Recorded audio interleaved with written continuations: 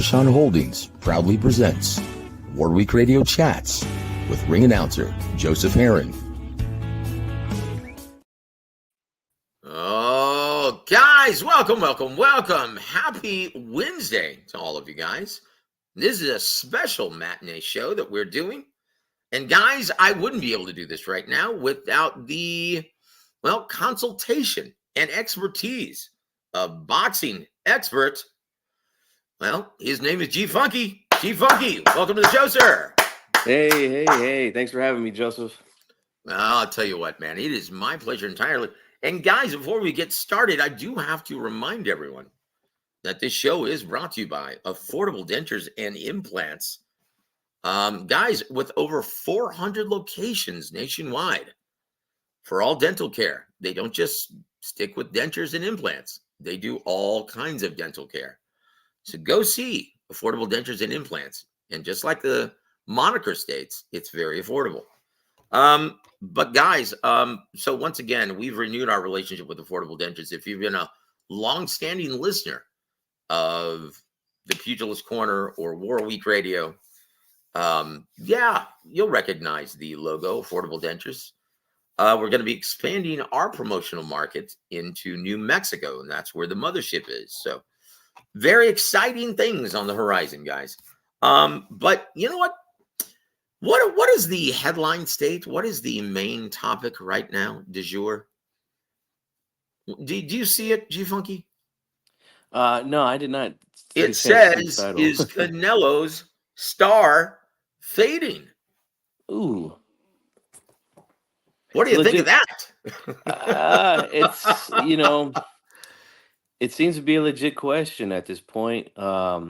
He has obviously his hardcore core base of fans that are going to support whatever it is that he does and whoever it is that he fights. But to get to that big superstar status, hitting, million pay-per-view buys and whatnot, it hasn't done that for quite some time, man. So we'll see if this fight with Munguia can hit something like that. I think there's a chance because Munguia is a fan favorite as well amongst the Mexican fans. So, but we'll see, man. I think it's a legit question, though. Well, look, guys, and we told you guys several weeks ago when the Munguia fight was going to be the reality. Hey, guys, this maybe has a very good possibility of being Canelo's first pay-per-view since the second Golovkin fight, of breaching the 1 million purchase mark. And why? People laughed at us, of course. But why? Because Jaime Munguia is a big star in Mexico. And if you guys didn't know it back then, hopefully you do now. Did you see the press conference yesterday?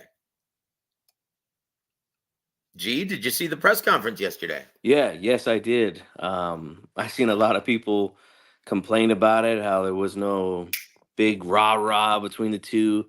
Look, personally, for me, I don't really need all that. But some fans, apparently, I guess they need guys to get in each other's face and shout and name call. It's not necessary for me. But yes, I did check it out. Well, I tell you what, if you're into that, then this is probably because Canelo can't stand trash talk. He can't stand that stuff. He thinks it's disrespectful. And I've been telling you guys a long time ago, the best way to ingratiate yourself with Canelo Alvarez and his team is to kiss their ass. They're a bunch of prima donna bitches. Whether you guys want to hear the reality or not, you guys may not like what I'm saying, but it's absolutely true. And I know this from experience. When he was in camp preparing for Floyd Mayweather, he was already acting like a superstar and a prima donna. In fact, he had James Gogi thrown out of the camp because Gogi wasn't going to put up with that shit. And Gogi was actually trying to help.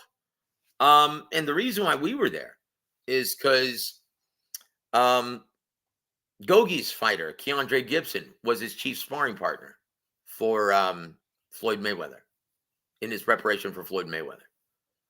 And Gogi was just trying to help, being the consummate professional and the consummate teacher. And Canelo wasn't having any part of it. He basically said in Spanish, "Who the hell is this guy? I don't want him here. Tell him to get out." Yeah. And that was before he was a massive star, right? So here we go, guys. And he seemed legitimately perturbed.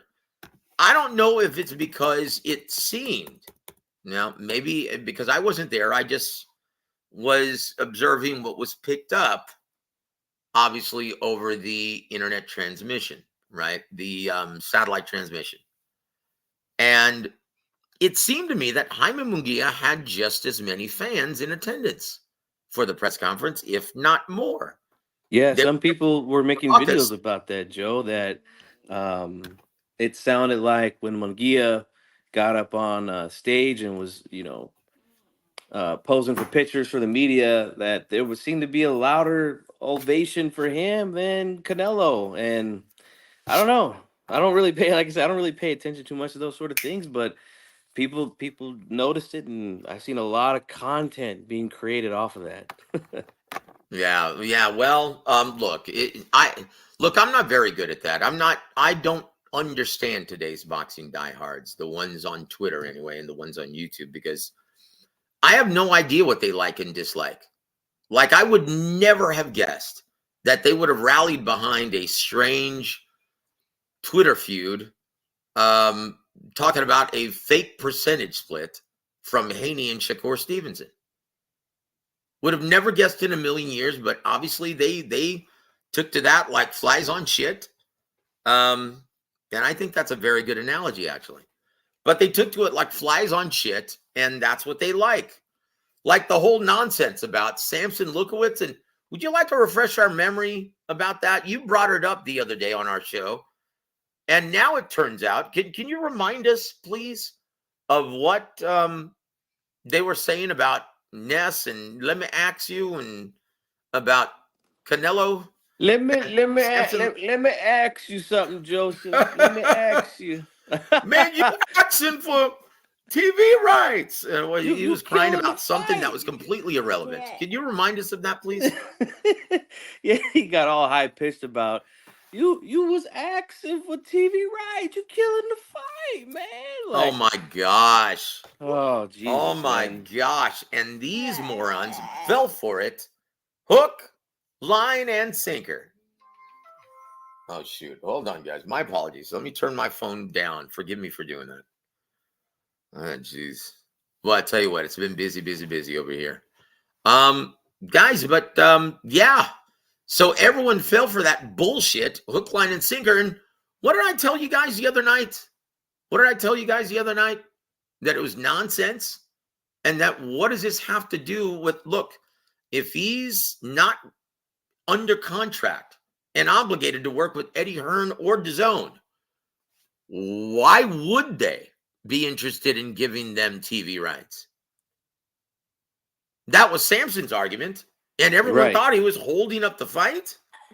Yep. That is nonsense, guys. But once again, when the internet media addressed this to Canelo, what did Canelo say? I'm going to read it, guys. First of all, one of the media members in attendance, they said, hey, your thoughts on Mike Tyson, saying that it was good that you should take on Benavidez. What was Canelo's response? He said this, quote, I'd respect his opinion if he were sober, end quote. Wow. Holy did he really say Wow. that to all-time great boxing royalty, a bigger icon than Canelo will ever be, Mike Tyson? Yeah, that's terrible, man. Sounds like this whole thing that people, not just fans, but even people in the business want to see him fight Benavidez. Seems to be rubbing him the wrong way, you know? Well, in the immortal words of Frank Sinatra, well, I've got you under my skin. Woo! Looks like everything's getting to the cinnamon, boy. Oh, what's wrong, Canelo? You don't like everyone, you don't like people turning against you. You don't like people calling you out. You like getting your ass kissed 24/7? Cabrones, brother. Ooh. So this is what he had to say, right? When asked ad nauseum about the Benavidez topic, he was like, you know what? And they were saying, oh, so are you going to face in September the Mexican Monster? He said this. He goes, you know what? He brings nothing to the table. He brings, he has nothing to offer. You know what? Is some promoter, not him, because he doesn't bring anything. But if some promoter were to offer me, say, 150 to 200 million, I'd fight him tomorrow. I'd get in the ring tomorrow. End quote. I'll say this in the words of our friend Al Bernstein. Oh my. Yeah.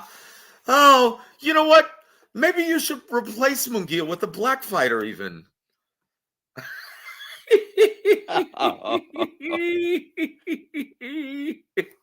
Oh, Al, where's affirmative action when you need it?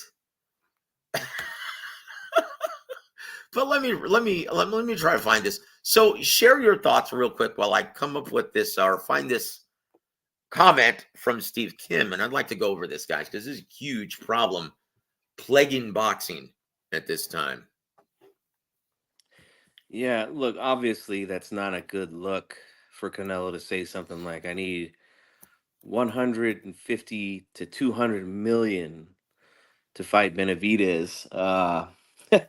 Yeah, I don't know what he expected media and fans to say when you say something like that about fighting this guy. I believe before that he even said something like, you know, they said they offered me this or that, and I can make that with anyone. I don't know. I don't know if that's the case anymore. And I think the fact that they had to scrap that original 3-fight deal, which included Jermall Charlo and Earl Spence, uh, because they know that a fight with Charlo wouldn't generate nothing.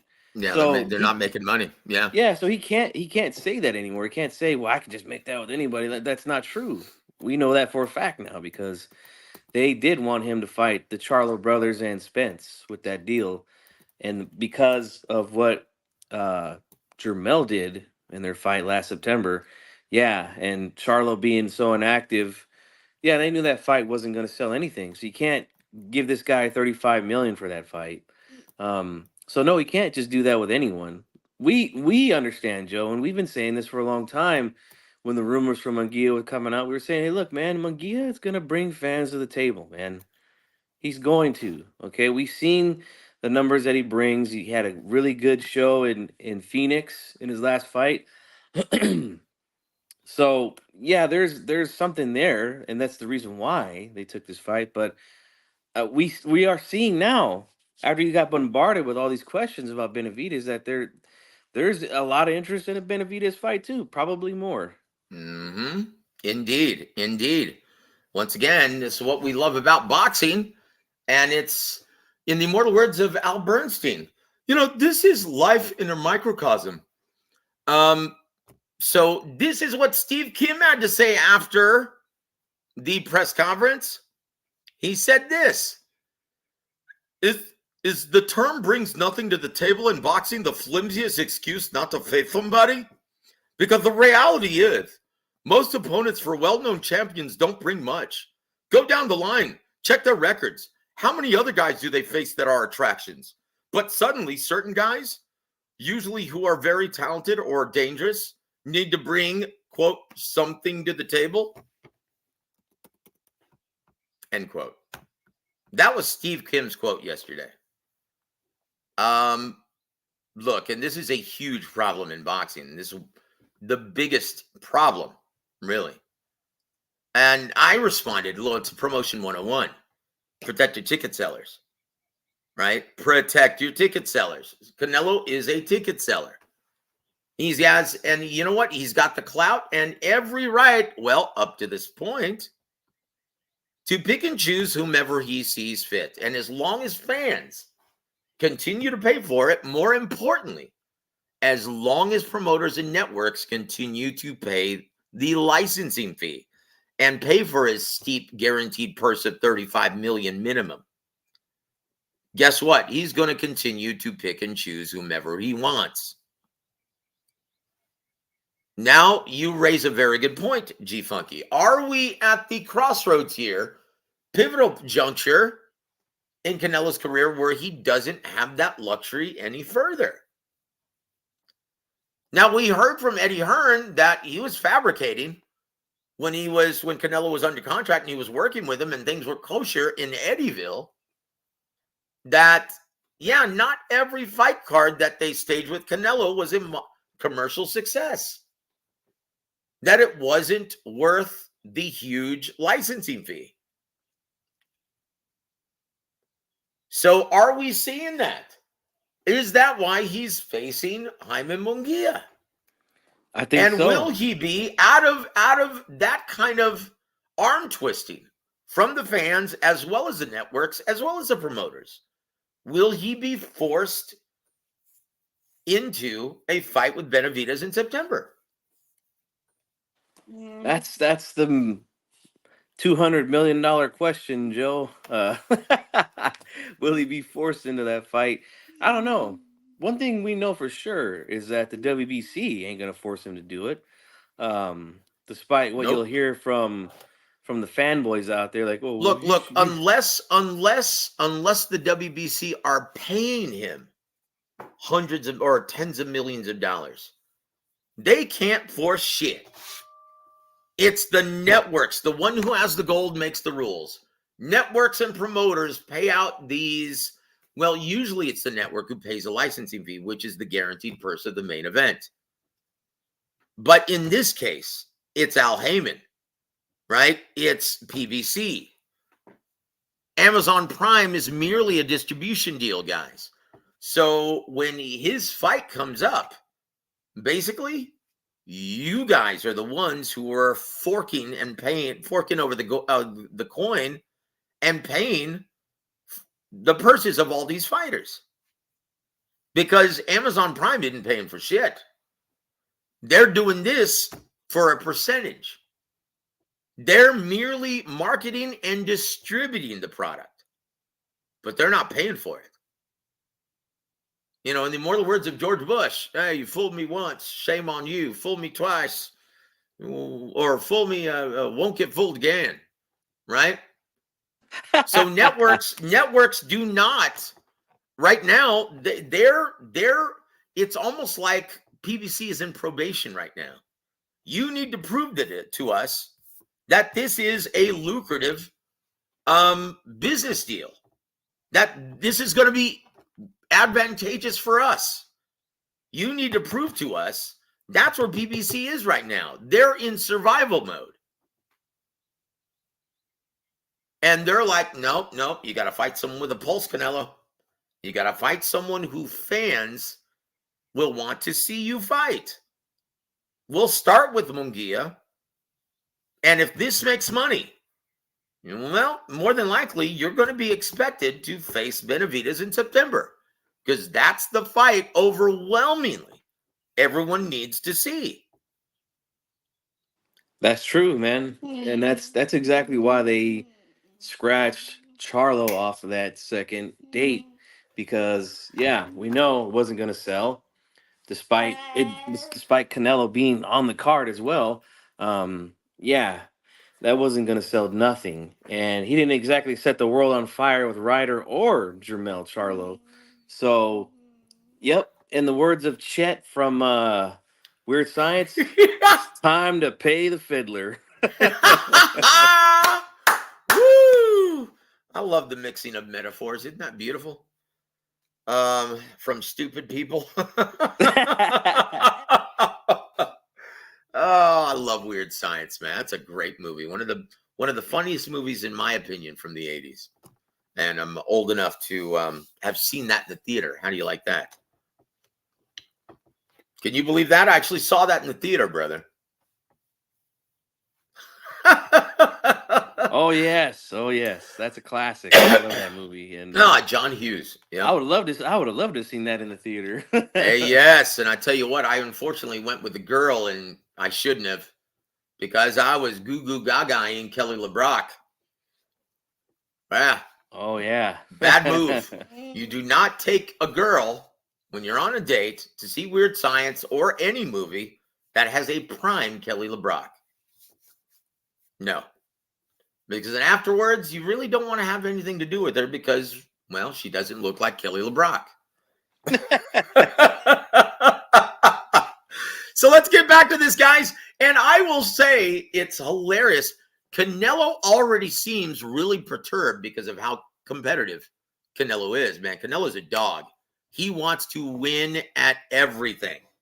His ego is bigger than this planet. Honestly. Like, did you see his face when he was losing the piñata contest on Amazon Prime? Did you see that? I did not see that. Oh No. my gosh, dude. Canelo he was pissed. He was trying to poke through the piñata. He was like, hey, Mira, did you set me up for the fall? Because how is he breaking his piñata and I'm not? Canelo looked pissed. Like, and then all of a sudden you see Jaime Munguia with a smile on his face smashing the piñata.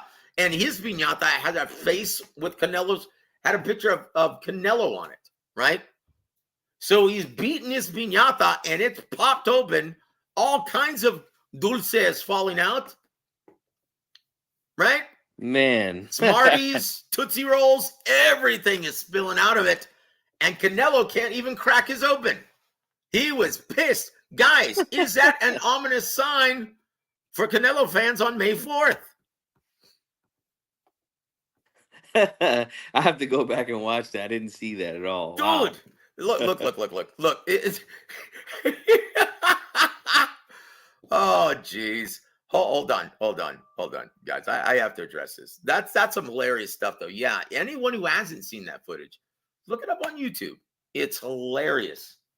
I couldn't care less, guys. Once again, I like both fighters. I do. But, guys, we're here to just give it to you straight with no agenda and try to make sense for it of the business for you. So you don't complain more and you don't run around carrying these misconceptions like a lunatic on YouTube or let me ask you, that kind of bullshit. But guys, before we move forward, let's acknowledge our friends in the chat. First one up, my brother Outlaw. Hold on, let me pull this up. For some reason, it's not. Okay, there it is. Outlaw, welcome to the show, sir. It's good to see you, my friend. Hope you're getting excited for some of these fights on the upcoming calendar. Also, my brother Sly Tendencies. First of all, happy birthday to you. Happy birthday, Sly Tendencies. He's turning 37 years. Woo! Tell you what, there's every reason for you to be optimistic about your beloved boxing, my friend. At least we're getting the fights. May not be in the American market. Not all of them, but at least we're getting the fights. And so, hey, what if you have to plan your fight party at noon because they're in Saudi? Who cares? Be nice, nice brunch, man, with your beloved boxing. But he says this, Canelo versus Munguia is a good fight. I want Benavidez like most people, but it seems like something is holding it up that we don't know about. For a fact, I don't buy social media and salacious articles. Well, look, you already know the reality. And Steve Kim is right about this. Now I'm going to read it again. He says, he goes, it's funny how certain guys, usually who are very talented or are dangerous, need to bring something to the table to fight the biggest stars in boxing. And he's correct. But it's not confined to that, unfortunately. And we're seeing this. This is why the health of the sport is deteriorating in the American market. G Funky, am I wrong in observing that? No, not at all. Why do you think all these big events are happening everywhere else but America? Guys, our big event this year is, guess what? It's not Fury versus Usyk. It's Tyson versus Jake Paul. What does that tell you about the diehard fan support in this country? They need the participation for the health of the sport in order to make money. Promoters and networks, they're trying to program or implement more programming that appeal to a larger mainstream and casual demographic. Because otherwise, it won't make money. Okay? And that's the reality. That seems to be going over a lot of fight fans' head these days, Joe. Well, look. A lot of things do, because fight fans are fans. And you can't blame them for having their favorites and for having a dog in the hunt. You can't blame them. But, you know, if that's the reality, understand that your scope of reality is hindered, right? You're not viewing things clearly. You obviously have an agenda, and it's affecting your sight of reality. But here's the reality, guys. It's not just Canelo who's practicing this. Now, obviously, Canelo deserves this. He's earned that right. But what about Benavidez? Why isn't he fighting David Morrell? Why is he on the shelf? Why isn't he fighting the next best guy? Rather than wait around for the cinnamon boy. What was his excuse for not fighting David Morrell Jr., which is a really easy fight to make because the manager for Dave Morrell Jr. is Louis DeCubas. The manager for Dave Benavidez is Louis DeCubas Jr. They fight for the same promotional outfit. You could make this fight tomorrow, guys. So why aren't they fighting? What was David Benavidez's excuse? What did he say? I didn't see. What did he say? Oh, he doesn't have enough fights. He's not ready. He's not a big enough draw. I figured that because, I mean, I've already heard some Benavidez detractors, oddly enough, have said the same thing, where they're saying, well, you know, he doesn't have enough fights yet, and, you know, which was surprising to me because they didn't give Benavidez any credit for beating Plant after they said they wanted to see him fight some of these guys. Same thing with Andre. They didn't give him any credit for that. They would have used the same excuse if he fought Morrell and beat him last year. They said, oh, he didn't even got 10 fights. Like, this means nothing. Like, oh, geez. You know what? And see, so that's where the real problem lies. It's not with superstars who are picking and choosing, because how many superstars are there in boxing, G-Funky? Not many. They could count them in one hand. Yep, that's it. So obviously, why are we at a standstill then at 68? It's not just the superstars, guys. It's everyone. And I mean everyone when I say everyone.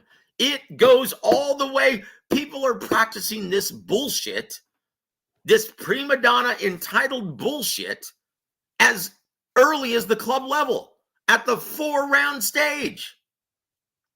And it's sickening. Yep. G-Funky, you found out recently that I'm not exaggerating, am I? No, you're not. Yes, at the 4-round stage, guys are acting like divas, and I don't get it, but they look at these guys at the top, they try to do what they do, and yeah, it's a weird thing, man. Like, I understand everybody wants to get paid, right, for what they do, but yeah, 4-round stage at the club level, I'm sorry, man. You're not there yet, buddy. And it's sad.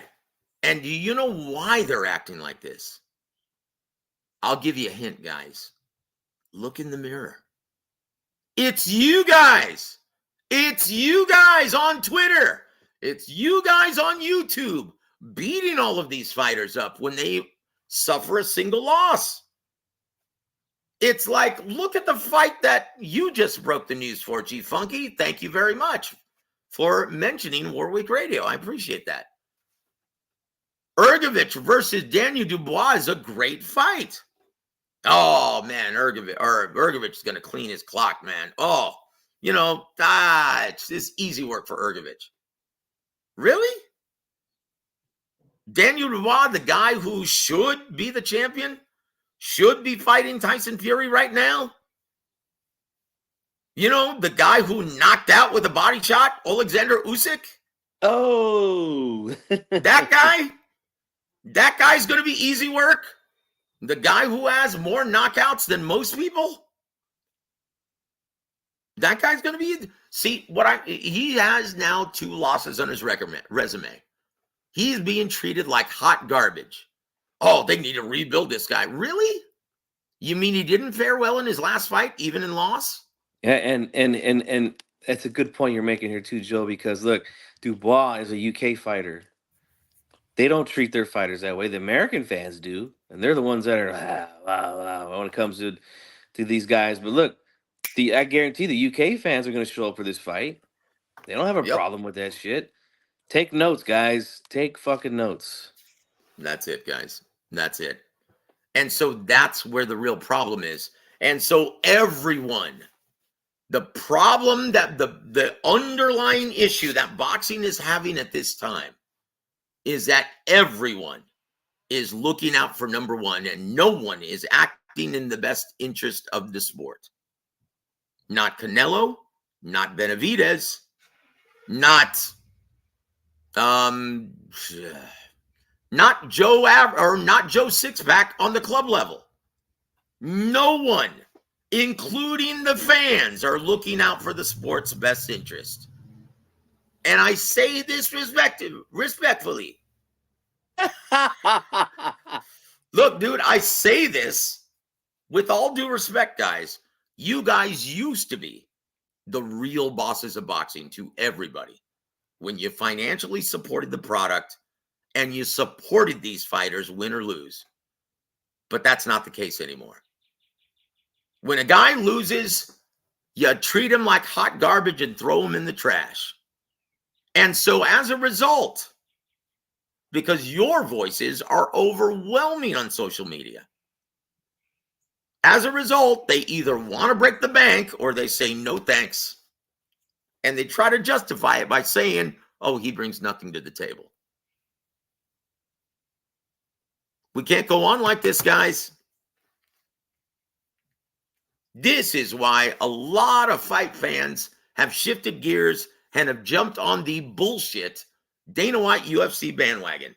And you guys, as well as everyone in the business, is making him look like a genius. They're making him look like Nostradamus. See, I told you. So now, get ready for Mike Tyson versus Jake Paul, baby. Woo! Because that's what you guys get. You guys did this.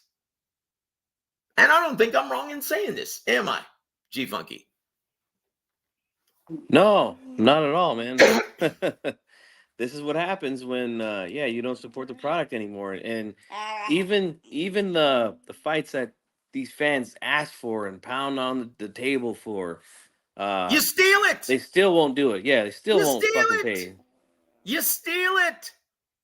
Look, just to prove my point, Crawford, Spence, how did it do on pay-per-view? 650,000 purchases? And that was, in your mind, the fight. The fight. That was the purging of everything. It was the undisputed crown. We were finally going to see the showdown between Spence Crawford. 650,000 purchases. That's it. And that was picking up steam. And that you guys had a lot of help with that. With a healthy mainstream and casual audience. If all of you guys had at least purchased that, it should have well exceeded over 1 million. There was enough interest in that fight. But no, 650,000. So now you've got these fighters demanding tens of millions of dollars for real challenges after receiving inflated purses. Millions for soft touches. And for a real challenge now, they want to break the bank. And why? Because you guys are ruthless. judgmental, and treat these guys like hot garbage when they don't fight who you want to, or they have a single loss on their resume. Well, there must be something wrong with him. Oh, he's damaged goods. Oh, he's terrible. Yep. It's bad for business, man. You can't do that. Like, I had people asking me if I was going to purchase Tim Tszyu versus Keith Thurman, right? When Keith Thurman was still on the marquee, right? Mm-hmm. And I said, yes, I will be. And, I got a lot of flack for that, but it's like, look, I enjoy watching Tim Tszyu fight. That's why don't mind purchasing the fight, because I like watching the guy fight. He's an entertaining fighter. He's a good fighter, and I wanted to see if he was going to be able to chop down and be the first guy to make Keith Thurman stop, fighting in the ring. Stop him. Now that Thurman's out, Seabass steps in, and look, another good fight. At least on paper, it looks that way. So Mm-hmm. yeah, instead of complaining about every little thing, if you enjoy watching a fighter fight, yeah, you should be rationalizing why you should want to support that show instead of why you shouldn't. It just doesn't make sense to me. Yeah, look, and you can always spot the guys who don't purchase shit because it doesn't cost them anything. Those are the guys who are ultra sensitive and ultra critical. Oh man, this ain't worth my money. Right, you weren't Oh, going to see, buy it it's a anyway. shit fight. Blah blah blah. Dude, you already made up your mind before the fight was even announced. If you put your money where your mouth is, your hard-earned coin, and you actually invest in the product, hey, imagine that. You actually want to like it. No one wants to feel ripped off. You're going to want to see the entertainment value in it, and you're going to support it. Imagine how that works. It's like, look, if you're cheating on your girlfriend, you're going to treat her like shit. It's the same exact thing, brother. Same exact concept. Yeah, That's it. Fans today aren't fans anymore, man. They're just not. No, they're not. They're not. So here it is, guys. We're going to keep going down the line. Oh, look at this guy. Hey, welcome to the show, Axel. Didn't you say that Charlo was the best Canelo? No, I didn't. Gee, did I ever say that? Not that I recall, no. No, never in a million years. It was your hero, Steve Kim, who said, this fight is an upgrade. How'd that play out? I was telling you that Jamal would be the more competitive fight. But yeah, you guys rolled with that narrative. So hey, look in the mirror, Axel. If you can stand it, shit. Hey, word of advice, brother. In the future, please don't put your picture on your moniker. Anyway, he says this. Oh, hey, Bruce Gas, Boxing, Jazz, and more. Welcome to the show, sir. Guys, if you haven't already, please go support Bruce. And Axel says this. Why are you digesting this lie about Benavidez?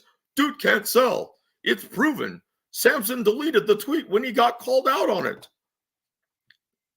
I'm sorry. Weren't we just pointing out the hypocrisy with Benavidez? Are we ass-kissing Benavidez on this show? Stupid fanboy rhetoric. This is what I mean. You guys, if you actually listened and weren't selective, okay, if you actually practice your comprehension skills listening to the show, you would be able to see the big picture. Look, take your fanboy pom-poms, put them to the side, and actually open your fucking ears. Guess what? You might actually learn something about the business. Anyway, thank you for being here, Axel. And thank you for being a good sport, brother, and taking it like a man. We appreciate it. Hey, Joe, let me pull something up real quick. I want you to address this because I was going to ask you about this, and this gentleman just reminded me. Something. Let me ask you, Boxeo del Caribe says in the chat, long-time listener, first-time chatter, I saw De Cuba sitting next to Team Canelo. What is his role in this event? Yes, Luis de Cubas Jr. was sitting next to Canelo at the press Yeah, conference. he played an active role, acting on PBC's behalf in trying to help them negotiate this deal with Zanfer Promotions, Golden Boy, DAZN, and Jaime Munguia. Yep. That is something that we should keep an eye on because you mentioned it. He is the manager of David Benavidez. That is a very good point. Very good point, sir. Now where was that? I didn't even see that. So good. Oh, here it is. There it is. Boxeo del Caribe. Hey, thank you for being here, my friend. But yeah, I hope that helps. See, now once again, you're not going to get that. You're not going to get this information on any other show. You're not. Go ask let me ask you on the Boxing Voice and see what he says. Call it and say, let me ask you something. Hey man, you asking for TV rights. You killing the deal. Jeez, what deal is that? What deal is that? And what does DAZN have to do with it? He just wanted banter for the fanboys to go and run around and share his Boy, I shit. tell you what, they fell for it. Hook, line, and sinker. Oh my God, they bit that bait quicker than a catfish in murky water, man. Sly, he says, is it true that Morrell is going to fight Andrade? Well, it's true that he's going to fight on the undercard, probably the co-main event of Tank versus Martin, if that materializes later on this year. But there is no guarantee, and they don't have an opponent secured right now. So that's the status, guys. My guess is that if they can't find anyone, but because right now it's been very difficult for the reasons that we already spoke of, right? Excuse me, guys. Allergies are terrible here in South Texas. Mountain Cedar's kicking my rear end. But yeah, it's been a big problem. Obviously, David Benavidez, the Mexican monster, isn't willing to fight David Morrell Jr. at this time. So guess what? The only one with a set of balls on him right now is Demetrius Andrade. So yes, that very well may happen, but that's not set in stone and they haven't agreed to anything yet. But don't be shocked if it does. Don't be shocked if it does. Okay. So any misconceptions that you've heard on Twitter, let's take this time to address it, please. Outlaw says this: Heyman using the fans as his welfare check to keep the lights on at PBC. He's got no choice. He's got no choice. Do you realize how many fighters right now are sitting in idle because they don't have any money? So a ton of them, and this is, if you love boxing in the American market, then these ones mean the most. I know that there was a lot of fan rhetoric out there saying that, oh, it's going to be a good thing for boxing for Showtime to pull the investment and for PBC to go under. Does it seem like a good thing to you guys at this time? Oh, and I know that same individual was punching the air when he saw that this fight was going to be with PBC. Oh, yeah, and guess what? From our brother Blue Eyes, who was on the show last night, he said, yeah, you're right about Ring IQ. He said that guy's now is trying to trash Tim Tszyu because he's working with PBC. Wait a minute, he's trying to what now? Trash Tim Tszyu. Wow. Yeah. See, that's what I'm saying, guys. He's a fraud. He's a piece of shit, and he doesn't give two shits about the health of the sport. Like I said, this is one thing I love about boxing. The truth always reveals itself in time, both in and out of the ring. The truth always reveals itself in time. Sly Tendencies, time to pay the fiddler. Hey, saludos to you, my friend. I hope you enjoyed the piñata contest between Jaime and Canelo. Outlaw says, why didn't Canelo broker his own deal with DAZN without Eddie and keep more money and less drama? because he doesn't have the infrastructure in place yet to have Canelo Promotions run the show, handle all distribution, handle the entire promotion, all the PR. But currently, from what I've been told, he is working on improving that right now as we speak. So Let's he hope it doesn't happens. have to work with any other promoter. He can just do whatever he wants, and he can go to the network and broker his own deal because he is tired of having to deal with promoters and their other fighters. Right? And you can only do this if you're a big attraction. Because can you imagine if David Benavidez right now tried to broker his own deal with a network? That's what a lot of these morons were telling him to do. Oh, he should just get out of that deal with PBC and go make the deal with Canelo on his own. Like, oh, golly, man, you guys don't know shit. Yeah. Look, guys, who do you think sets up the, who do you think gets the media involved? Think it's going to happen magically? Who do you think actually you need a promotional license? You need your matchmaking license, right? It's like like fans are. I don't understand what happened to fans. They used to be cool, respectful. They actually wanted to learn more. Now they think they're all Einstein and they know everything already. And they formulate these opinions based on nonsense. It's like, this is why I can't stand, oh, who wants to smoke? It's like I see these channels set up on YouTube that have these debates, and I'm like, oh, geez. It's like, who has the more convincing line of bullshit? Joe, these aren't even debates. It's just guys that talk a little bit of boxing, but then most of the time they're just insulting each other. That's it. It's just nonsense, guys. Like I said, that's not good for the sport. That's not good for anything. It's good for a headache. That's about it.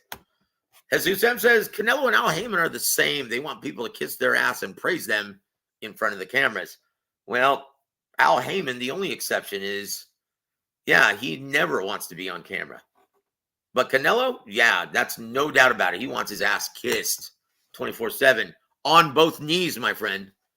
If Canelo wants that 200 million payday from Saudi, he's going to have to start using words like His Excellency. Never happen. That'll never happen. Never happen. The only way that will happen is if networks now refuse to let him pick and choose his opposition, and two, they don't want to pay him that huge $35 million payday, guaranteed. That's the only way he fights in Saudi, which may be coming up. Yeah, and let's hope that he can get that promotion off the ground and start doing some events himself. And that's why I gave Gabe Flores and his father Gabe Sr. so much credit for staging their own event here in Northern California last weekend, and it looked like a good one. A lot of fans were there, so hey, that's great, man. A lot of these fighters, I try to attach their name to these events with blah blah blah promotions, but yeah, we don't see them doing those things, man. Yep. And Outlaw is a very interesting question. And I'm glad you brought this up. Outlaw says, Jojo, what does it mean for Golden Boy Promotions and Matchroom with the exit of Joe Markovsky? I've noticed more shows for GBP so far. Yes. And we told you this was coming, guys. We told you this back when Eddie Hearn forced Devin Haney versus Regis Prograis on pay-per-view and charging DAZN almost $10 million for that event. Yeah, we told you it was going to be a massive flop too, which it was. Yep. And a snoozer. Yep. Look, guys. See, Devin is one of those mid-level attractions. He's not, look, quality of opposition dramatically matters when it comes to Devin Haney's level, right? Level of earning power. But he doesn't realize that. He's a product of inflated purses. And for him to say, oh, Shakur doesn't bring anything to the table. Do you see what I mean, guys? Everyone is doing it, not just Canelo. Something has to change. I'm tired of seeing these businessmen hijack the sport. And I'm sick and tired of people not looking out for the best interest of our beloved boxing, the business of it, the sport of it. No one is looking out for the business, including the fans at this time.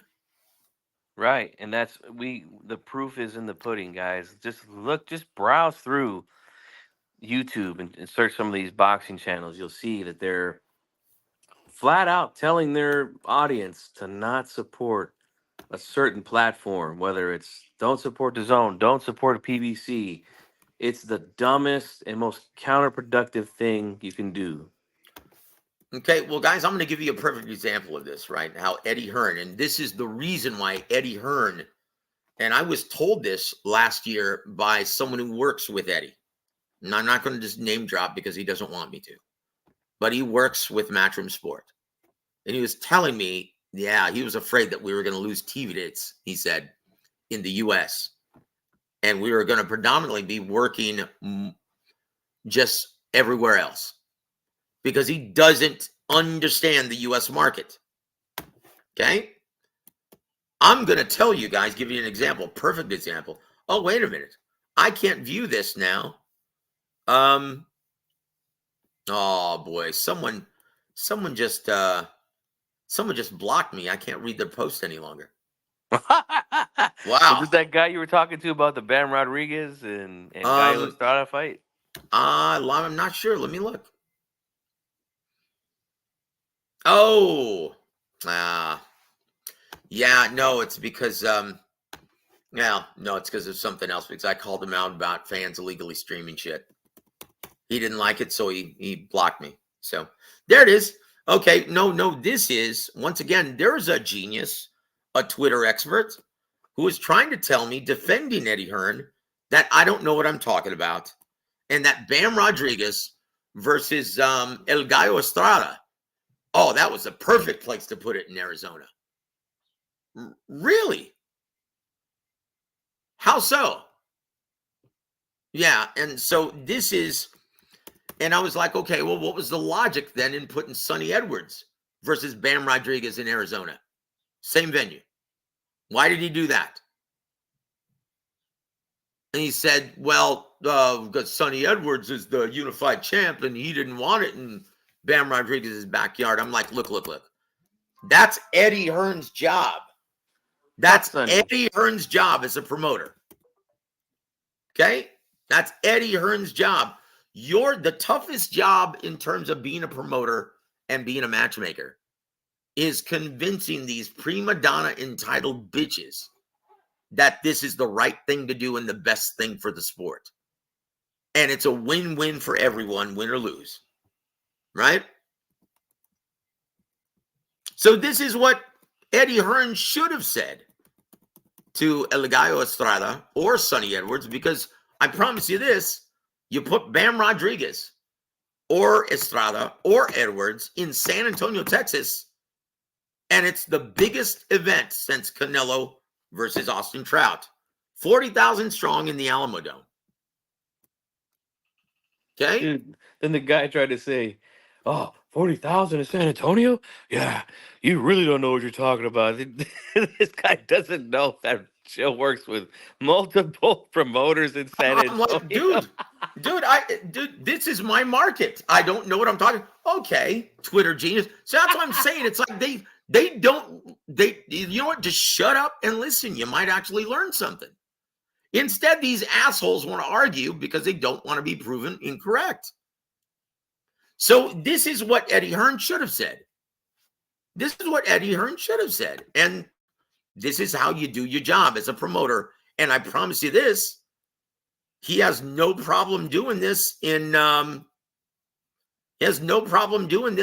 UK. And why? Because he knows the market. He should have said, look. You know, look, Sonny, I know you don't want to fight in his backyard, but look, you're ultimately going to make millions more. It's a bigger fight. You put it in San Antonio. And look, it's going to be a tough fight either way. You're going to get a fair shake. And if you get jobbed on the scorecards, you're still going to make more money. And then that sets up a big rematch, resulting in what? More money. It's a win-win for everyone. So I've got your back, and I wouldn't steer you wrong. This is going to be in one of the biggest events of the year if you put it in San Antonio, because Promotions 101, guys, it's not a hot fight unless it's in the right venue. Exactly. Look at Ryan Garcia versus Devin Haney. Good Lord. Yeah, that's doing Our terrible. ticket sales going, guys. Terrible. And, you know, Gogi hit on this on Twitter today. I think you might have seen it where he said, you know, El Gallo, you know, a lot of miles on the engine, leaky defense. This looks like the passing of the torch in those lower weight classes to Bam Rodriguez. And Yep. yeah, why wouldn't they put it in San Antonio for something like that? Not to He mention, would become one of the biggest stars of boxing as a result. But once again, Eddie doesn't know the market. Eddie doesn't. And if you don't think it's a big enough market to support something like that, okay, I'm sorry. How many people filled the Alamo Dome for Pernell Whitaker and Chavez?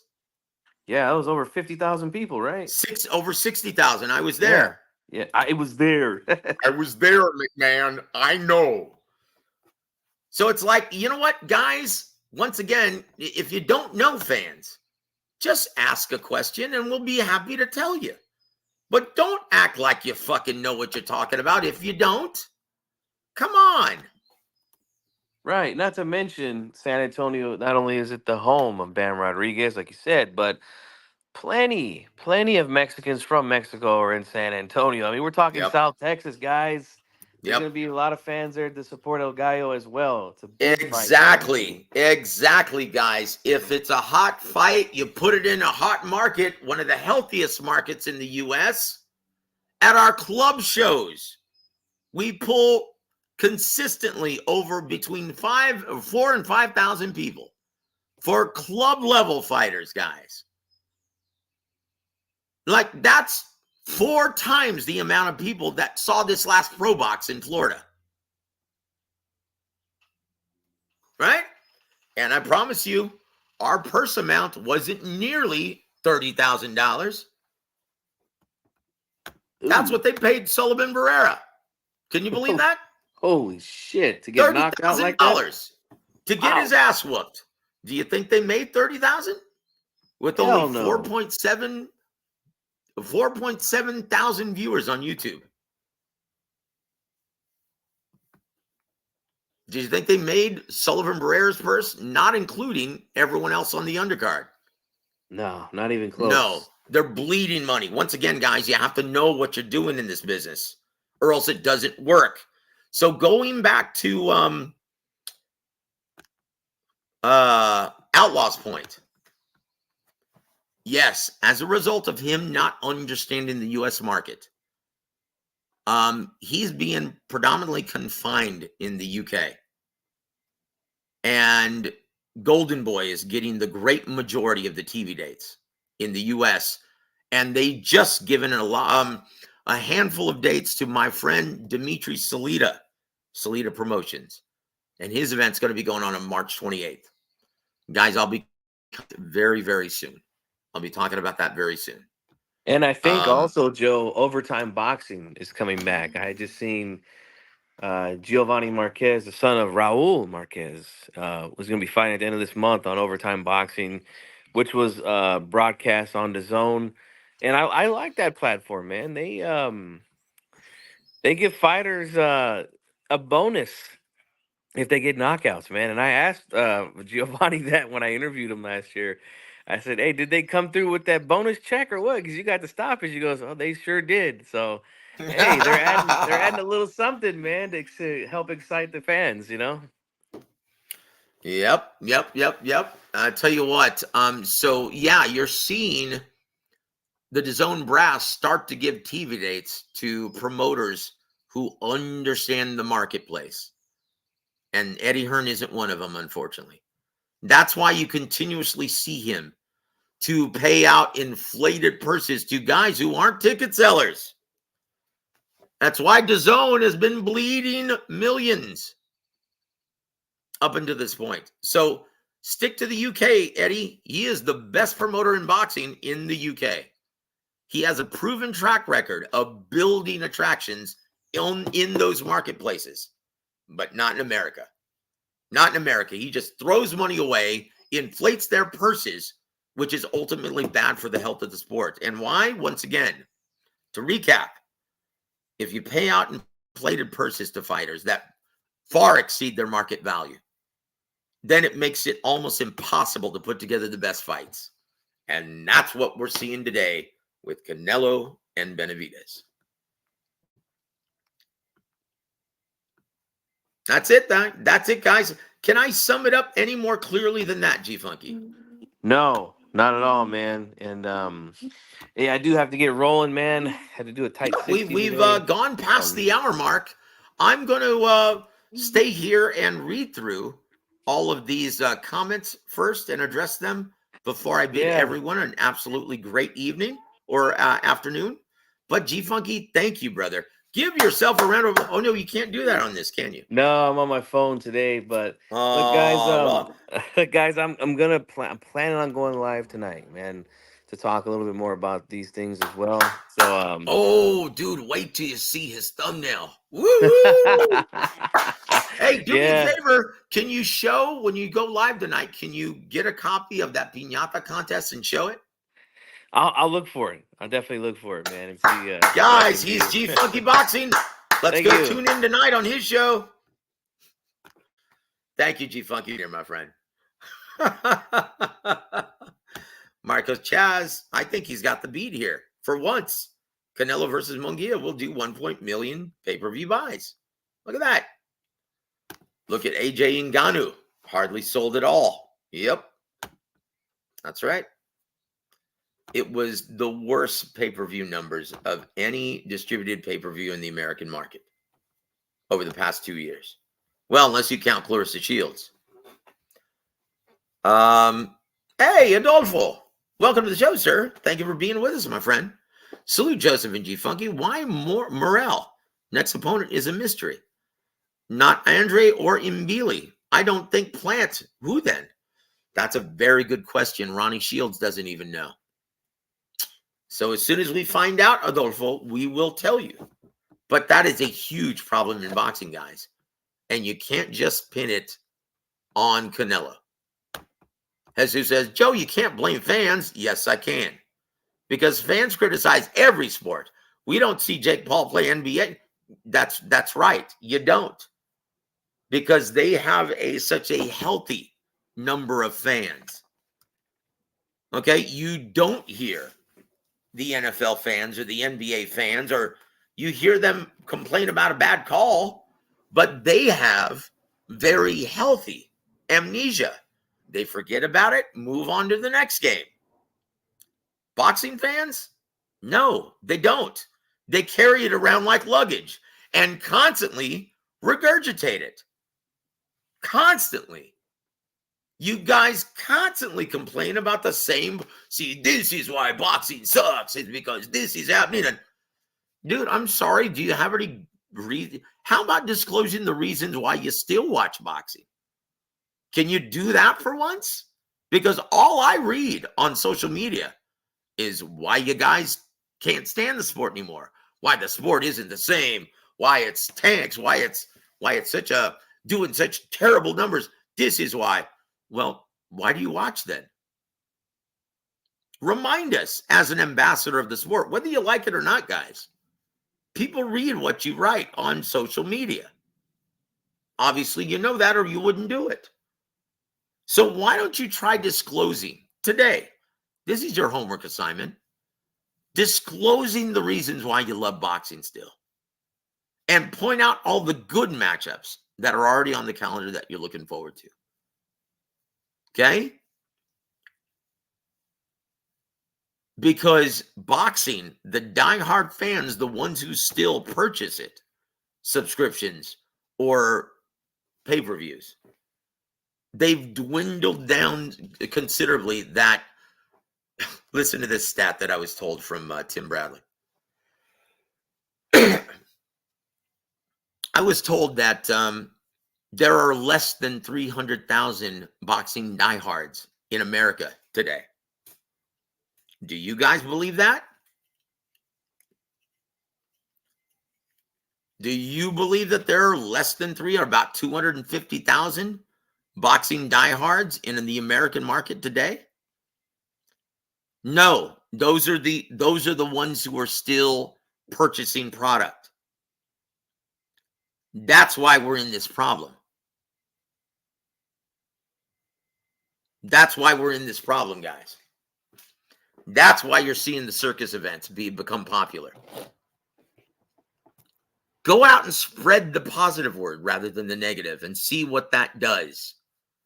Guys, think about it's almost like you completely lambasting and bad mouthing your wife to all of your friends and everyone that you work with. And then when they see her, oh gosh, man, I remember what he said. Oh, and they can't understand why you're with him, why you're with her. Oh, gosh, if she's this bad of a person, why does he still stay around her? Jeez, why should I even try to go up and say hi to her then, if she's that bad of a person? And then that's like you wondering why don't my friends want to come over anymore? Well, it's because you badmouth her. You talk so much shit, they don't want to be around you. Guys, that's the effect it has when you constantly shit on your supposed favorite pastime. Well, this guy's a diehard, and he supposedly loves it for it, and he's constantly complaining about it. Why the hell should we watch? Guys, you spread the more cheerful, positive word observation about why you love boxing more frequently than you do. I promise you it'll go a long way. Attitude is infectious, guys. Attitude is infectious. And you'll see that. You'll see that if you actually do this. If you actually start talking about boxing in a more positive manner.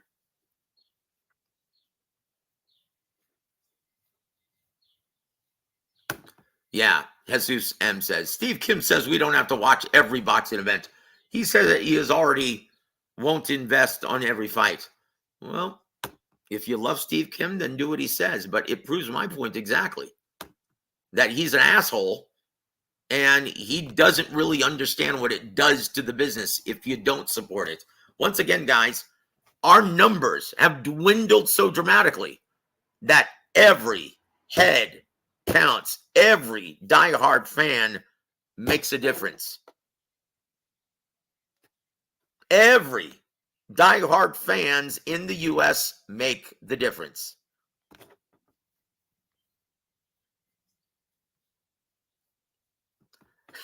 This is hilarious.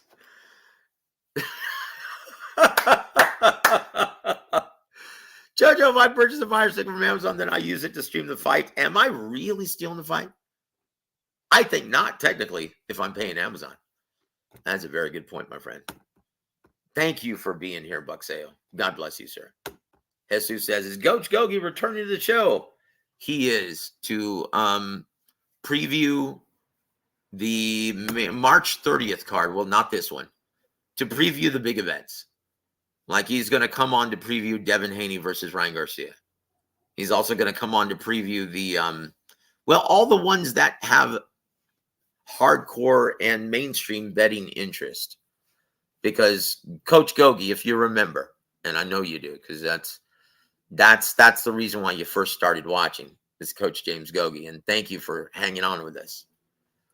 But if you remember correctly, James Gogi is the soothsayer. He's the guy with the crystal ball.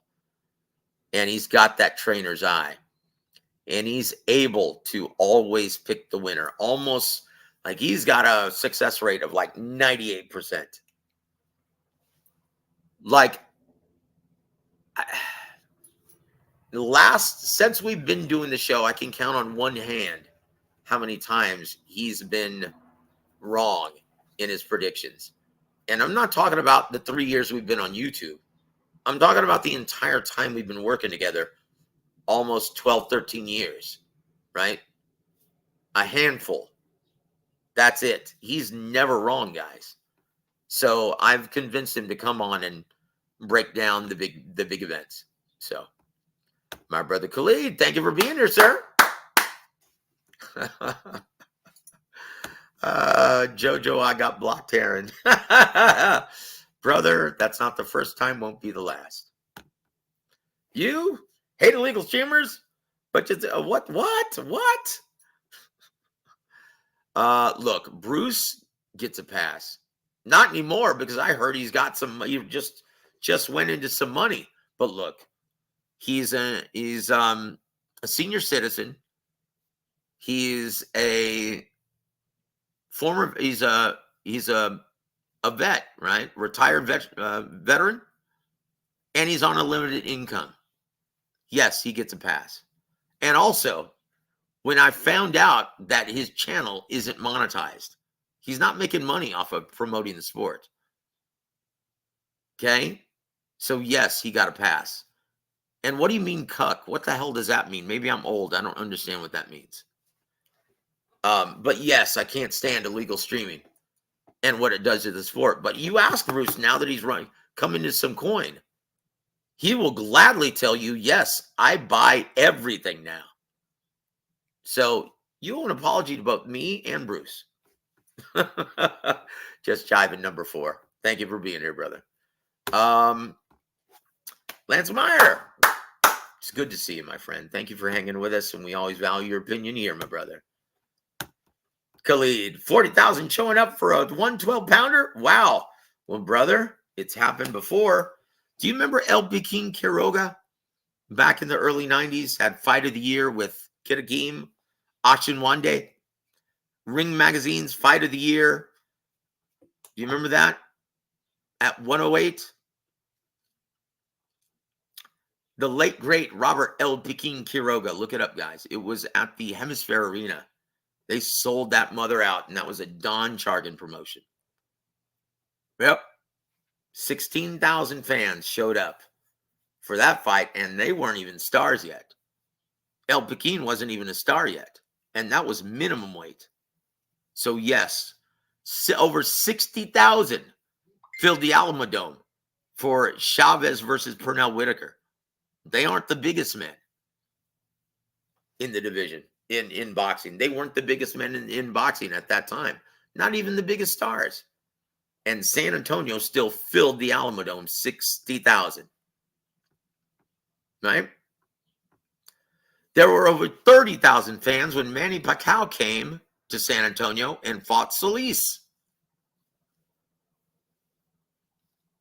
That's how healthy the boxing market is in San Antonio. But we have to have a dog in the hunt. We have to have someone to root for. That's one thing I've ascertained from working in this market for the past 20 years. But yes, that's how healthy San Antonio is. And once again, that's why Eddie Hearn has his dates yanked, and it's been given to Golden Boy as well as other various promoters, including Salida Promotions, for the remainder of the year. Right? So there it is, guys. Hope that helps. Sly. Ring IQ is the worst of the worst. The only thing worse than him are his gang of butt buddies. Yeah. Oh, El Cuatro. Eddie Hearn doesn't respect La Raza. Well, he doesn't know anything about it. He doesn't know anything about it. Look, he actually thought Mikey Garcia was a huge draw. Gave him $7 million to fight Jesse Vargas. He knows nothing about it. Hey, it's my sister Denise Swartz. How you doing, sister? And yes, everyone should support ProBox. I watch their events on YouTube religiously every Wednesday. Right? And there it is, guys. But hey, we have to run. We're already an hour and 15 minutes in. But guys, I hope you appreciated this matinee edition. And guys, like G Funky said, tune in later on. He's going to be going live, and he's going to be, well, talking more about Canelo and Munguia. And is Canelo's star diminishing? Is that a good or bad thing for boxing? We'll talk more about that, guys, later on this evening. But please, guys, if you could, please like, comment, and subscribe if you haven't already. More importantly, though, please press like. And if you're feeling generous, hey, you can always donate to support the cause in War Week Radio, War Week Boxing on Cash App. I don't like super chats, guys, because they take YouTube 30%, right? 30% when they have absolutely nothing to do with it. So if you guys feel like donating, hey, please go visit Cash App, $WAR. God bless all of you guys. And I have to give another special shout out to our official sponsor, Affordable Dentures and Implants. Guys, go visit Affordable Dentures and Implants, 400 locations around the U.S. Guys, on behalf of my brother G Funky, I'm Joseph Heron. Thank you for being a part of this matinee edition of War A Week Boxing. Have a great afternoon, everybody.